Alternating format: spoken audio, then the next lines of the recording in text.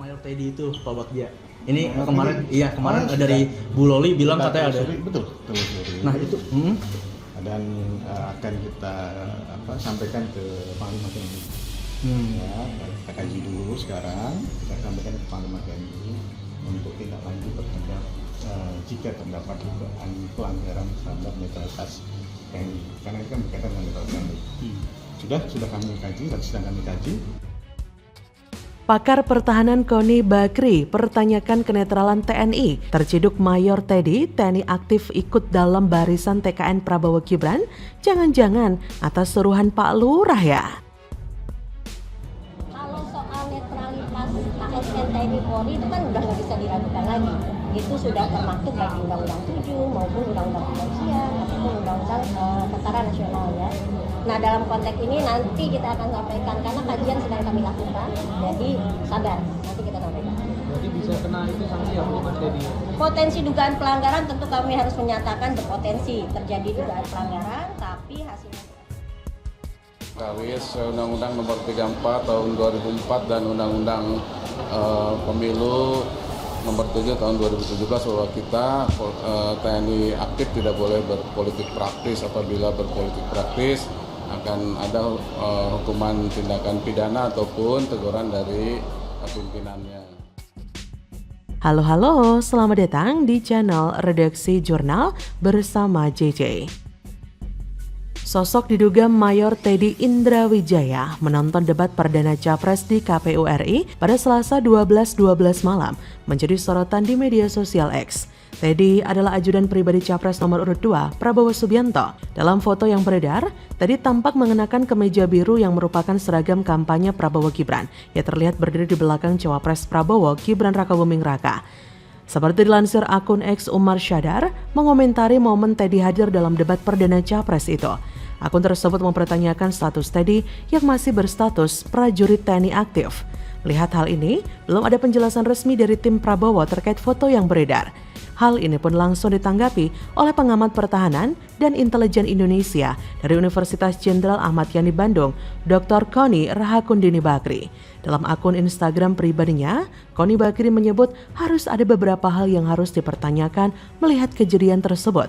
Pertama, apakah ini akibat RI 1 tidak mewajibkan lepasnya jabatan dari Capres-Cawapres sehingga peran anggota aparat rancu? Apakah sedang menjadi ajudan jabatan atau pengamanan Capres-Cawapres?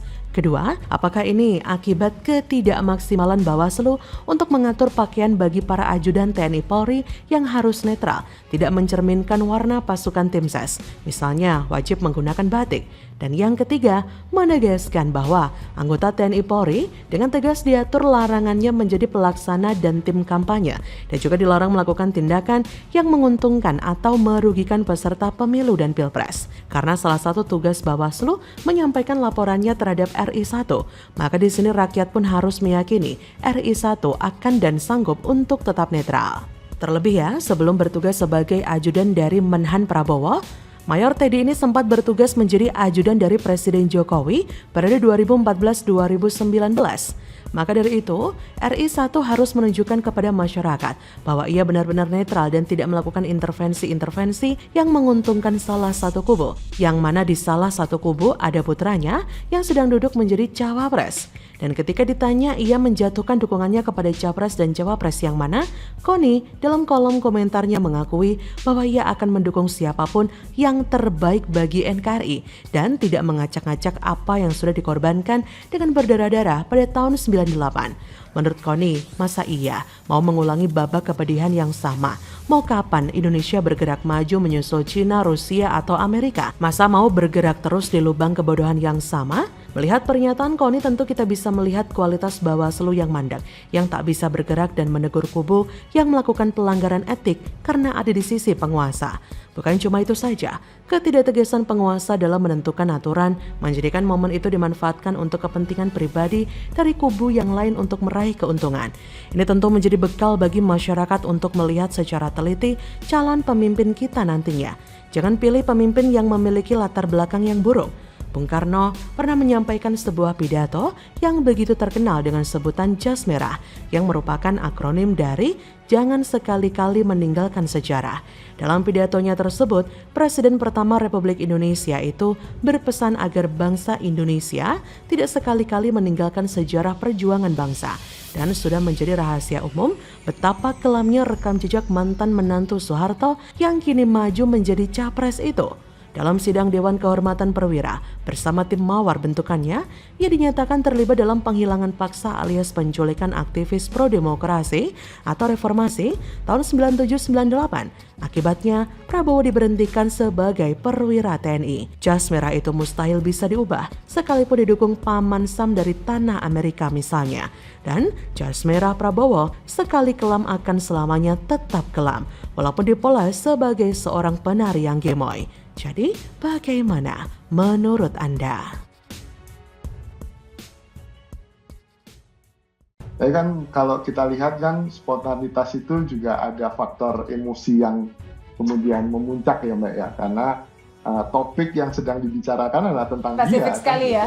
Betul gitu. Jadi saya melihat ya mungkin spontan tapi kan dalam sebagai calon wakil presiden kan ada dituntut kemampuan untuk menahan emosi juga kan harusnya gitu. Ngeri, pengamat komunikasi ini bongkar sifat asli Gibran yang ternyata sangat emosional. Gibran bersorak provokasi tanda emosi. Wah, pantesan cocok sama capresnya. Iya, semua teguran dan pula evaluasi kami terima. Saya mohon maaf sebelumnya. Tanggapan kemarin? Ya, terima kasih ya. Kemarin gimana Mas? Spontanitas ya Mas? Seperti apa Mas? Tema pertamanya kan soal demokrasi ya Mas. Udah bersiap apa aja nih Mas? Mas, ayo Mas, garis rapi dong Mas. Garis rapi dong Mas, please. Soal persiapan debat. Iya, sudah. Temanya kan soal demokrasi dan penegakan hukum ya Mas. Kalau nggak salah Mas Gibran persiapannya apa aja Mas? Ya sudah. KPU tegur Gibran karena bersorak saat debat capres. Padahal di situ sudah jelas loh aturannya, yaitu tidak boleh bersorak ketika debat capres tersebut dilaksanakan. Ya karena memang di situ debat ya, di sini bukan pertandingan tinju atau semacamnya. Tetapi di situ terlihat pada waktu lalu, yaitu Gibran di sini bahkan secara tidak langsung yaitu ya menjadi pemandu untuk sorak-sorai. Halo, selamat datang di channel Redaksi Jurnal bersama JJ. Debat calon presiden dan calon wakil presiden menjadi salah satu rangkaian agenda pemilu 2024. Sebagai bentuk pelaksanaan amanat undang-undang, KPU sebagai penyelenggara pemilu 2024 telah menggelar acara debat capres dan cawapres. Ajang debat capres dan cawapres menurut sebagian kalangan merupakan kesempatan untuk mendulang suara di pemilu 2024. Terkait dengan penyelenggaraan acara debat perdana capres-cawapres yang sukses terselenggara, publik masih terpaku pada aksi pasangan nomor urut 2. Pertanyaan kritis dari Capres Anies terhadap Capres Prabowo disikapi sejumlah kalangan sebagai bentuk reaksi emosional. Di samping pemilihan diksi dan ekspresi wajah serta gestur tubuh Prabowo, ternyata publik juga menyoroti perilaku Gibran Rakabuming Raka yang tidak biasa. Sewaktu Prabowo sibuk menjawab pertanyaan Anies di kursi penonton, Gibran justru terlihat seperti sedang sibuk menjadi pemandu sorak. Sehubungan dengan sikap yang ditunjukkan Gibran, analis komunikasi politik UNPAD memberikan tanggapannya. Menurut Kunto Adiwibowo, reaksi Gibran saat berlangsungnya debat capres tidak salah apabila dimaknai sebagai gimmick politik ataupun reaksi alamiah. Lebih lanjut, Adiwibowo menambahkan latar belakang penilaian atas reaksi tersebut bisa terjadi karena beragam pertimbangan. Menurut tim pendukung, reaksi yang ditunjukkan Gibran yang tiba-tiba berdiri dan mengipas kedua tangan adalah bentuk ekspresi diri dan spontanitas agar tidak tegang. Tapi kalau dilihat-lihat, spontanitas itu juga ada faktor emosi yang kemudian memuncak karena topik yang sedang dibicarakan adalah tentang Gibran yang menjadi cawapres lewat putusan MK. Kunto Adi melihat ada kemungkinan yang dilakukan oleh Gibran adalah hal yang spontan, tapi dalam kapasitasnya sebagai cawapres ada tuntutan kemampuan untuk menahan emosi juga.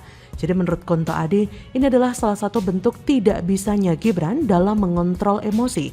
Menurut Kunto Adi, ini merupakan masalah kepantasan dan bagaimana seseorang menempatkan diri pada sebuah peristiwa atau sebuah event. Memang pada saat acara debat itu, Gibran sangat terlihat tertekan dan terlihat juga sangat emosional karena tidak bisa menahan tekanan. perlawanan. Di berbagai media yang beredar, Gibran saat ditanya oleh wartawan pasca debat juga sangat irit bicara, bahkan terkesan cuek dan ketakutan dengan pertanyaan dari wartawan. Ini menandakan Gibran memang tidak bisa mengontrol emosi. Tapi ya begitulah, Gibran seperti anak kecil yang merasa ada yang membela dirinya sehingga langsung mengungkapkan kebahagiaannya. Anak kecil yang terpojok lalu ada yang membelanya, tentu akan sangat senang. Saking bahagianya, Gibran bangkit dari duduknya, berjalan beberapa langkah ke depan dan mengayunkan kedua tangannya penuh dengan semangat. Maksudnya selain ungkapan bahagia mungkin memberikan semangat pada Prabowo. Nah, karena masih ingusan, Gibran tidak sadar bila perbuatannya itu bisa dikategorikan sebagai provokasi dan berpotensi memancing kemarahan, ketersinggungan dari pihak lawan.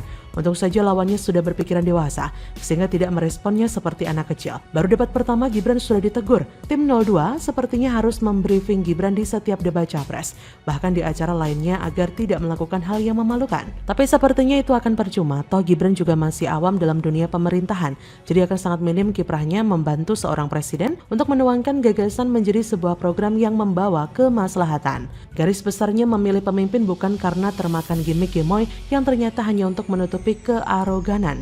Pun memilih pemimpin bukan hanya melihat dia putra presiden, karena memang belum tentu ia mewarisi bakat serta pemikiran cerdas yang dimiliki ayahnya. Bagaimana menurut Anda?